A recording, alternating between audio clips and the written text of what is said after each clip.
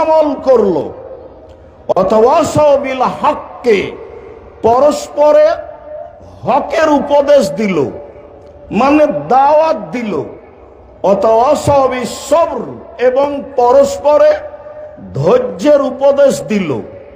মানুষ ধৈর্য শব্দ জানে, কিন্তু ধৈর্য মানে এ কথা নয়। ধৈর্য হয়ে গেছে ঘোড়ার ডিম। সবাই বলে ঘোড়ার ডিম, কিন্তু কেউ দেখেনি। ধৈর্যের কথা সবাই বলে, কিন্তু ধৈর্য কি জিনিস তা কেউ বাস্তবায়ন করে না।